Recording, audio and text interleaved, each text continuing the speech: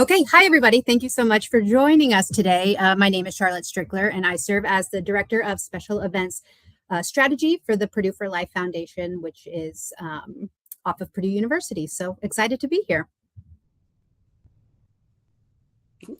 All right. So as you can see, this is what we will cover today. Just a quick overview of the things we'll talk about. Event challenges in higher ed, rethinking events more as an engagement and not just a transactional experience. Some examples of what we're doing in action here at the foundation and the role of data and technology within the foundation. Next slide.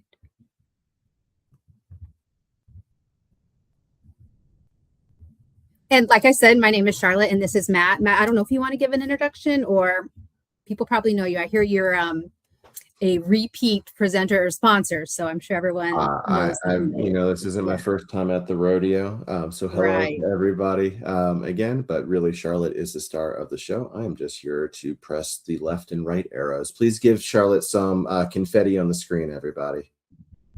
Oh, thank you, thank you.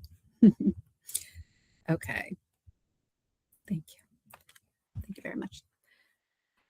Okay, so the higher ed event challenge. I think it's important here to start with the reality many of us are working in. And Matt, you can go to the next slide too. For a lot of higher ed teams, events are happening everywhere across different schools and units and groups, donor audiences, and sometimes across completely different systems altogether. So data can be in numerous places, and I'm sure we've all experienced that at one point or another, right? So one team might have a spreadsheet, another might be using a completely siloed registration platform, and some might be doing this all manually, which leads to the challenge of afterward trying to piece together everything to make one clear story. So that's hard because when the information lives in all these different places, it's difficult to answer basic questions. So like, who actually attended? Were they alumni or donors? When did they graduate? Are they a first-time attendee to this event? Have they come to many in the past?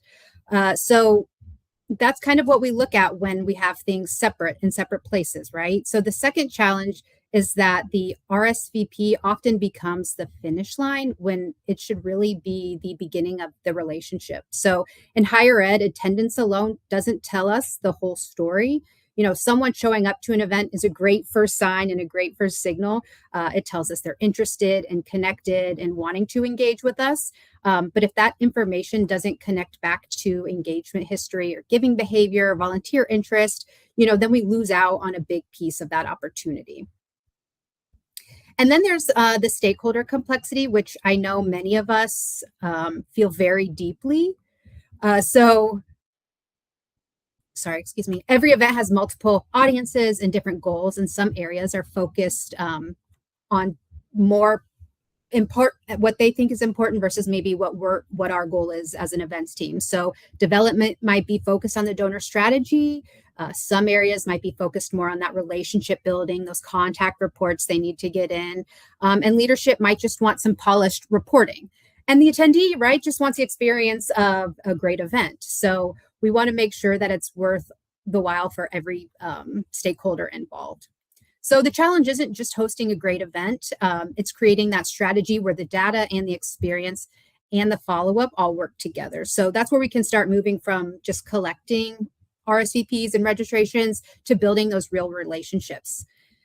So with that, that's really the space we want to talk through today, is how we take something as transactional as an event registration and turn it into something much more meaningful.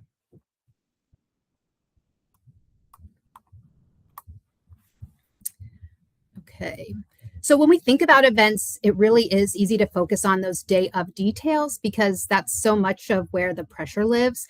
Is the room set? Did people check in successfully at the registration table? Are the name tags printed correctly? Is the program on time? But the bigger opportunity is really to think about the event as a full constituent journey and not just a moment on somebody's calendar. So for us, that journey begins before someone ever even walks into the room. Before registration even opens, we're thinking about who we're inviting, why we're inviting them, how we're segmenting them, and what our messaging looks like. Are we talking to alumni and donors in a specific region? Are they connected to a specific college, a donor of a specific area. All those important details really do matter. The front end strategy is important because the invitation page, the registration page, your reminder emails, your text messages, and attendee expectations all shape the experience before the event even begins. So then we move into the during phase, and this is where the experience becomes real, but it's also where we're capturing those important signals. Registration check-in tells us who is actually showing up. Session attendance can tell us like what people are interested in and what is, really sought after. And then registration activity shows us giving behavior, guest relationships, and other engagement patterns that are all important to the bigger picture. So those moments may feel operational in the moment, right? But they become really valuable when they connect back to the bigger relationship. And then there's the after phase, which is truly where I think a lot of teams unintentionally stop too soon. So the event ends and, the post-event follow-up email goes out and we're already moving on to the next thing, to the next event. But after the event is where things can really accelerate. This is where we can look at follow-up, engagement scoring, year-over-year trends, giving behavior, and then the next best action. So the framework is simple before, during, and after, but the shift is how we use each phase and use it well. So again, yes, we're planning events, but they're not just events, right? We're creating a connected path from invitation to experience to relationship.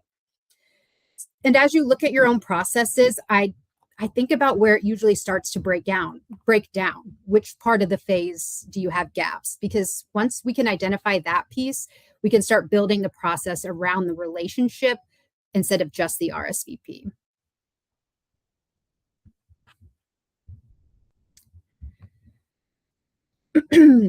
Okay, this is part of the event strategy that people don't always see from the outside and probably for the best. But a polished event may look simple once, all your guests are there, but behind the scenes, there are a lot of moving pieces that have to work together. And in higher ed, especially, those moving pieces involve multiple stakeholders, all with different goals and audiences and systems that sometimes don't always work the way they should. Stakeholder expectations are probably one of our biggest pieces here. One event may involve alumni engagement, development officers, and our schools and units out in the university. And each group may define success differently, which is fine, right? Some might care about attendance numbers overall. Some might care about that donor engagement, and some just might be focused on the experience. So part of the work is getting that clear expectation on what success and what our goals really are for that event. Because if you don't define it early on, then it gets really difficult to measure later or after the event. When we talk about moving from RSVPs to relationships, this is the behind the scenes work that makes everything possible. So it's not just picking a platform or sending an email invite. It's aligning the people and the process, the data and the experience, so the event can actually support the relationships that we're trying to build. So I think a good question to think about here is, where does your team feel the most tension right now? Is it the stakeholder expectation space, system limitations? I know that was a big one for us prior to us having Blackthorn, audience targeting, or the attendee experience overall.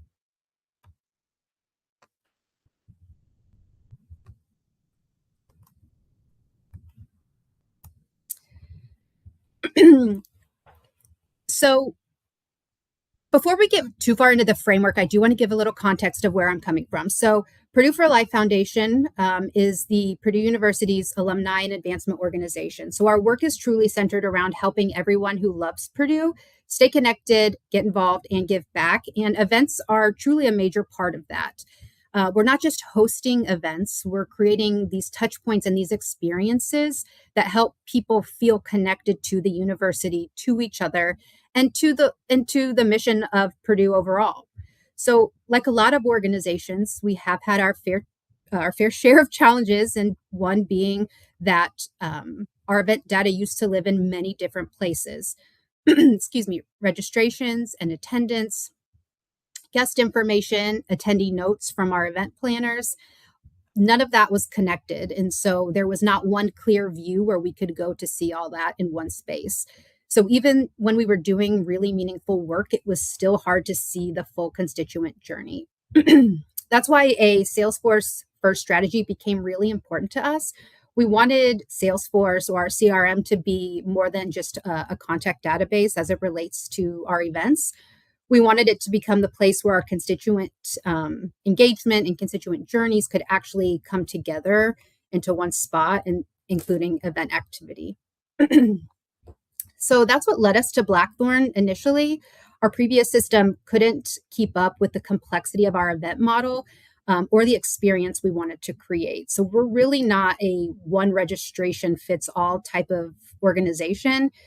Each of our registrations, though they're cohesive and have the same look and feel, they do operate a little bit differently. We have basic RSVPs to multi-day events where we need to capture very specific and unique information based on that event. So we really needed something that could live inside Salesforce and to support a more unified registration experience that could help us connect the event back to the relationship. So when I talk about moving from RSVPs to relationships, it's truly something we've had to figure out in a very, very real way with our own data challenges, real expectations around the attendee experience. But we've been in all the places, but we're in a good spot now. So, okay, here's some numbers that are exciting for us to share. The first one being that 40% growth in registrations. So obviously that number is so exciting, but to me personally, what matters the most is what's behind that number. So it's not just because we started doing more events, which we did, but a big part of that growth came from making the registration process easier and cleaner and more consistent for our constituents. Our goal is that anytime someone registers for a Purdue for Life event, whether it's hosted by us at the foundation or out in the college or schools or our student organizations, we want the experience to be familiar to them. The look and the feel should be consistent. The process should be easy to follow, and constituents shouldn't have to relearn how to register every time they engage with us. So I think once people started to see how smooth of a process our registration system was, it encouraged them to start using our system, our platform, to help with their registrations and their email communications. We also saw about a 30% increase in total registrants, which does tell a very similar story. The easier we make it for people to engage with us, the more opportunities we have to bring them into, the Purdue for Life experience. And once that activity is captured in Salesforce, it becomes much more than just a registration count, right? It gives us context. It helps us understand who is engaging, why they're engaging, and where there may be opportunities to build a deeper relationship over time. The donation piece is another section I love because it shows how sometimes small decisions can truly turn into very real results. So adding an optional donation feature during registration gave people a simple way to act in the moment, right? They were already connected. They were already choosing to register. So making that giving option visible and easy helped turn an event registration into something even more meaningful. And it's funny, I joke with my colleagues now that I'm basically a fundraiser because of the incredible return we have seen on adding an optional donation feature to most all of our event registrations. Another major improvement has been simplifying the registration flow itself. So some of our more complex event experiences required constituents to complete multiple registrations, receive multiple emails, enter in the same info, and in some case, make multiple payments. Even when each individual event did make sense as a standalone event, it could feel repetitive or disconnected on the constituent side. So one of the biggest shifts we've made is moving toward a more streamlined one-stop registration experience whenever possible. So instead of asking people to move through several separate steps, we're working toward one registration, one payment, and one clear experience for all of our constituents.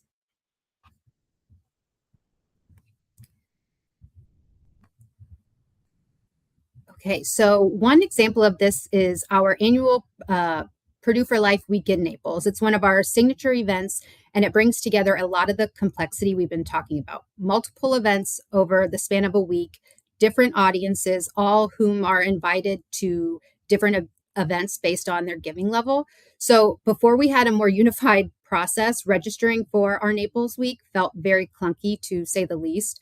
A donor could be invited to multiple events in which they would receive multiple invite emails, click through multiple registration links, and sometimes even multiple credit card charges. So from our side, that meant data was also living in a lot of different places, which made it hard to answer those basic questions afterward, like who attended, what guests did they bring, were there any touch points that happened with those constituents.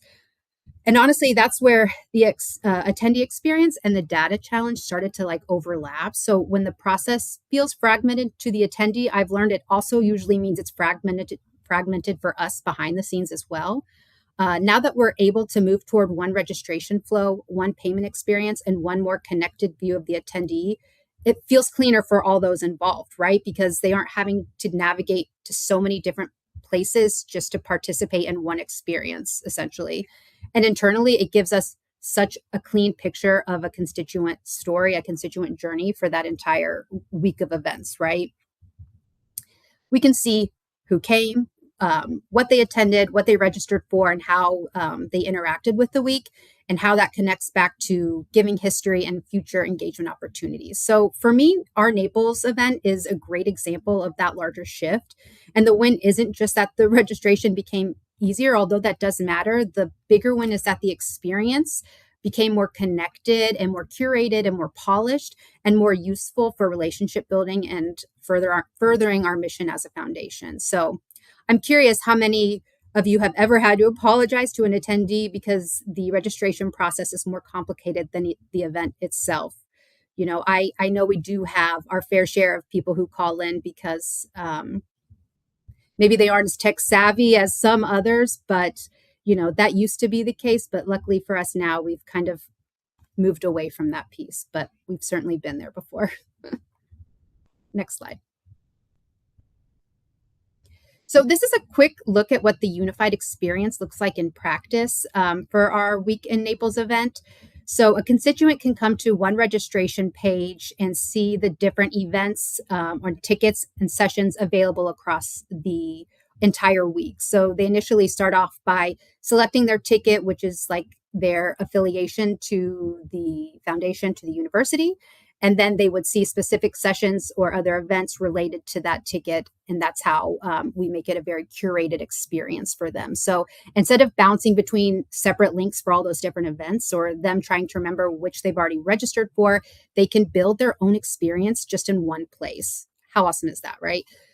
They can add the sessions they want. They can see their full itinerary and summary, and they can even make that optional gift while they're checking out.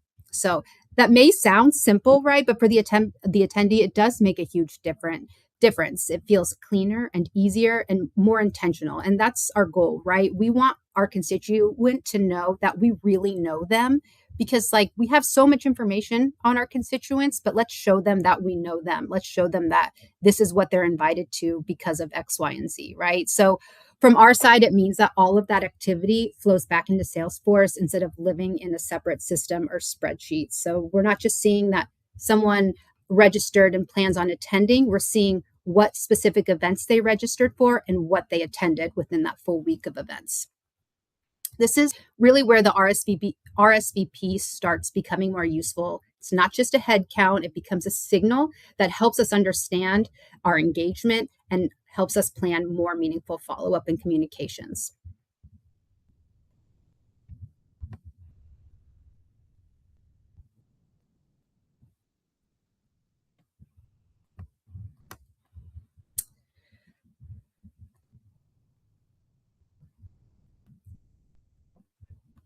Haley, we got 2 more slides. Charlotte, do you want to do the final 2 slides or do you want to jump into Q&A? No, we can do the final 2 slides. If you're good with that, yeah, we can skip to this one. I am totally fine. Haley, is that kosher?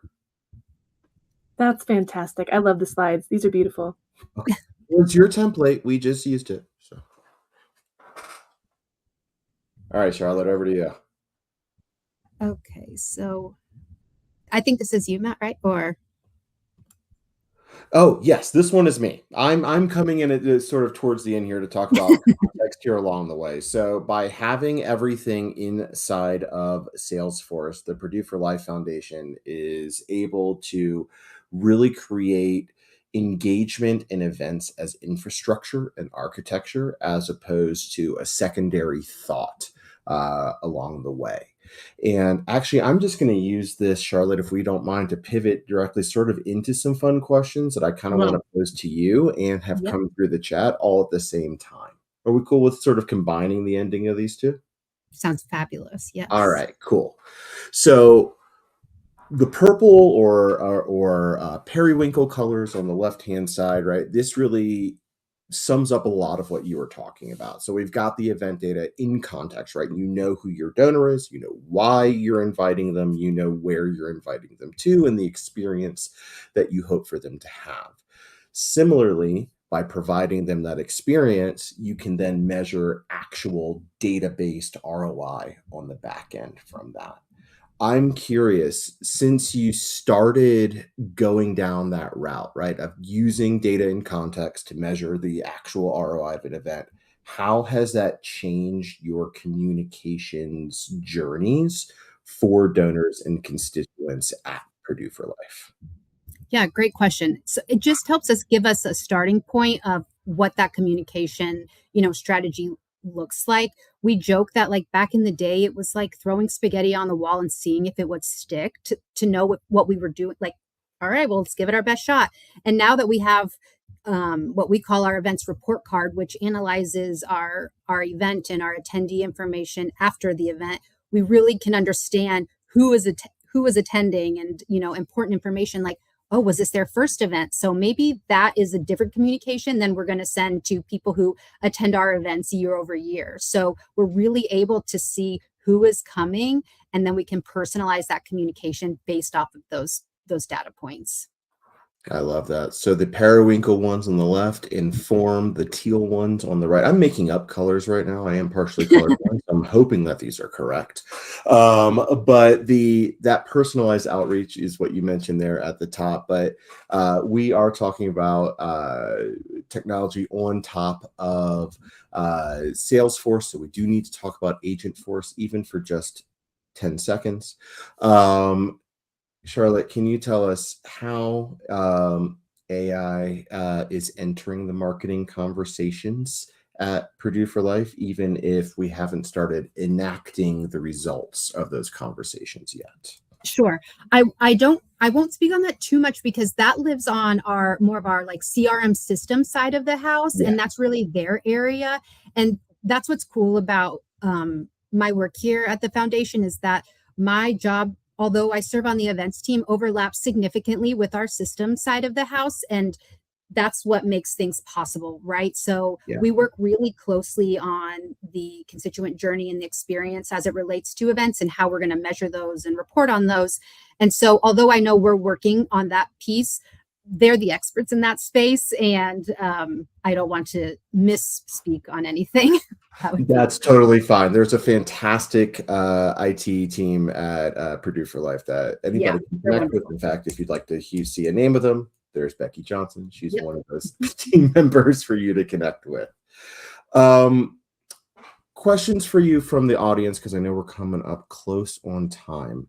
There was a question that asked, who's actually building the events in the platform for you, and how big is the team supporting this at Purdue for Life? Yeah, great question. I would love to answer that. It's me. Hi, I'm the one who builds all of our event registrations. When we implemented Blackthorn, we knew this was a bigger picture than just building event registrations. We wanted anybody who was going to have an event within the university or the foundation to go through our system. So we came up with the process on an event submission form. And so we get those submissions and then I build them out accordingly, send them for review. So my events team is a team of about 21 people. However, it's just myself and one other person who helps with this side of the world of events. Everybody else just mainly manages their own events. So it's become a great process, but we did not start out there. We have so many events, like hundreds and hundreds. And so it might not seem feasible, but what we have in place really does work here for us. I love it. A question for you from Carrie via Flow. We've gone HEAC centric right now. I love this. Do you have your constituent engagement information from these events in the same system as the donor/giving information? I know Purdue for Life uses Kindsight Ascend on top of Salesforce. Yep. So if you just want to give a little bit more information about this. Yeah, so they do live in the same space, essentially, maybe not on the same tab of a constituent record or a contact. But if I open up an attendee record, whether it's in our attendee reporting or just, searching for a specific constituent, we can see all of that information in one spot. And that's, I think, what is beneficial to this is because we don't have to go to so many places to see those two things. Because if somebody is giving through an event registration, to me, that matters. That makes sense for it to be in the same space. Yeah, totally agree. And just so everybody who's coming from different parts of the Salesforce or higher ed world into all of this, a constituent record, contact record, and person account record are all virtually the same thing in what we're talking about here. Yes, object model and architecturally, they are different. I know that. Please don't send me nasty grams. I'm just trying to translate for the greater good. Okay, from Laura Puente. What does an event report card mean to you? What metrics do you use? And assuming maybe there are some key factors, Flo from Miami would also love to know a little bit more about the event report card as well. Charlotte, what's going on? Who's getting good marks? Yeah, great question. So the event report card is something we created maybe a year after we had implemented Blackthorn into our org, but it is a way for us to evaluate our events after the fact, right? We needed something to be able to show leadership. This is how it's performing, right? But we also wanted to better understand our constituents and have a bigger picture of who is coming to our events, like I said, right? So we came up with the events report card here. I don't know if that's the best name for it, but that's what we call it internally. And it evaluates on many different things, and it allows us to select specific grain filters, if you will, based on age range groups, first time attendees, first gift made through the registration, location, preferred major, preferred degree, things like that. So we can be very specific. How much money did we bring in through this event, through the donation feature? Pieces like that are important to us for many different reasons. So for many different stakeholders, we're able to export a view specifically for our leadership team. We're also able to export different views for different journeys for our post-event communications based on some of those different components. Love it. And then from our friend Anonymous, the ever-present Anonymous, good to see you, Anonymous. What types of events did you include an ask on? Was it still one charge for the event registration and the gift? I can answer that one as the technology vendor, yes. And they can split into two different deposit accounts, but that's a separate thing. What led you to including the ask on the registration pages? Anonymous is very intrigued by this. Yes, great question. And also, when this was a initiative from our leadership team many years ago, I will be very honest that nobody was excited about this because of the challenge that it would pose. Because to us, it was our goal is to get them to register, right? And adding that layer of making a gift, will that take away from the registration experience? So as an events team, we need to make sure that we're keeping our numbers up year over year and things like that. So at first, we were a little apprehensive, right? But once we started doing it and started to understand that it's not a required thing, we don't force them to do it. The language around it is soft, but it's there and it works. So we ask it on almost all of our events, asterisk, if it makes sense, right? So if it's a stewardship event, or if we're inviting people to celebrate them because of their gifts that they've made in the past, we're not going to ask them again in the registration. So we have to be thoughtful about that too. So we include the optional donation on almost all of our events that are free. But even if there is a registration fee, this is also an add-on to it as well. So they can pay to attend and then also make a gift in the same space. Awesome. Thank you, Charlotte. We are getting that lovely orchestra music playing us off the stage right now. Carrie has a hook on the side. I saw that one, but Charlotte, thank you for your time, your wisdom, your experience. I learned a lot about Purdue for Life throughout all of this. I hope everyone else did too. Please connect with us. Those are QR codes that go to our LinkedIn. We'd love to talk with you. Thanks so much. Charlotte, that was really great. I love the whole moving from RSVPs to relationships. I think everyone can definitely learn from that. And Matt, thank you so much for being a sponsor and for all your help. We always appreciate you. Of course, always happy to support.